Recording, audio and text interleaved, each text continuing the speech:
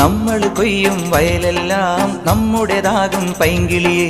അരുമക്കിളിയെ നേരോ നേരോ വെറുതെ പുനുതം പറയാതെ, നമ്മൾ കൊയ്യും വയലുകൾ ജന്മിത്തമ്പ്രാക്കളുടേതല്ലേ?